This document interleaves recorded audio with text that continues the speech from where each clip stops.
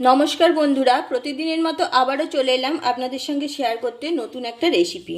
আশা করছি আপনারা সকলে সুস্থ আছেন, ভালো আছেন। আজকে আপনাদের সাথে একটা উপকারী ভিডিও শেয়ার করছি, দেখতে থাকুন সম্পূর্ণ ভিডিওটা স্কিপ না করে। আমি এখানে নিয়ে নিয়েছি থোর বা কলার কাণ্ড। এই কলার কাণ্ডটা আমাদের শরীরের পক্ষে খুব উপকারী।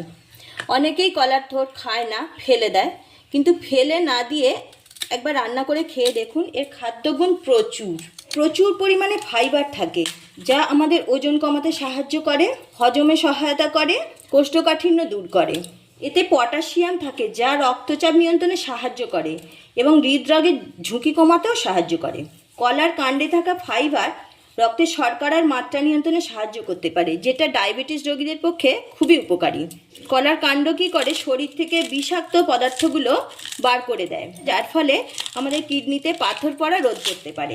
তো এবার থেকে আর কলার কাণ্ড ফেলে না দিয়ে আপনারা খাবার চেষ্টা করুন। পুষ্টিগুণে ভরপুর কলার কাণ্ডে আছে বিভিন্ন ভিটামিন এবং খনিজ পদার্থ, যার মধ্যে রয়েছে ভিটামিন B6, BC, আয়রন এবং ক্যালসিয়াম, যেটা আমাদের শরীরের পক্ষে খুব উপকারী। এছাড়াও কলার থোর হৃদরোগ নিয়ন্ত্রণ করতে পারে। কথা বলতে বলতে থোরের খোসাগুলো ছাড়ানো হয়ে গেল। এবার টুকরো করে কেটে নিচ্ছি। এইভাবে ছোট ছোট টুকরো করে কেটে নেব। এই যে সুতো হয় থোরের, এগুলো এইভাবে তুলে নিতে হবে। থোরগুলো খুব ভালোভাবে কেটে ধুয়ে পরিষ্কার করে নিয়েছি। এবার কষটা দূর করার জন্য আমি এটাকে একটু ভাপিয়ে নেব। কড়ার মধ্যে থোরগুলো দিয়ে দিচ্ছি। একটু নুন, সামান্য হলুদ দিয়ে দিলাম। নুন হলুদ দিয়ে আমি 2-3 মিনিটের জন্য ভাপিয়ে নেব। থোরগুলো ভাপিয়ে নেওয়া হয়ে গেছে। এইভাবে ভাপিয়ে নিলে থোরের কষটা উঠে যায়।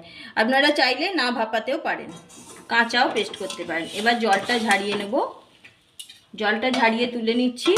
জলটা ঝারিয়ে নিয়ে ঠান্ডা করে আমি একটা পেস্ট বানিয়ে নেব। থোরটা ঠান্ডা হতে হতে আমি একটা মশলা বানিয়ে নিচ্ছি। দিয়ে দিচ্ছি কাঁচা লঙ্কা, কালো সর্ষে দিয়ে দিচ্ছি, 1 মুঠো পরিমাণ চীনা বাদাম দিয়ে দিচ্ছি। একটু সামান্য জল দিয়ে ভালোভাবে পেস্ট বানিয়ে নেব। থোরগুলো ঠান্ডা করে নিয়ে থোরটাও পেস্ট বানিয়ে নেব। পেস্ট বানিয়ে ফিরে আসছি। থোর বাটা রান্না করার জন্য আমি একটা কড়াই বসিয়ে দিয়েছি। কড়াইয়ের মধ্যে দিয়ে দিচ্ছি কিছুটা পরিমাণ সর্ষের তেল।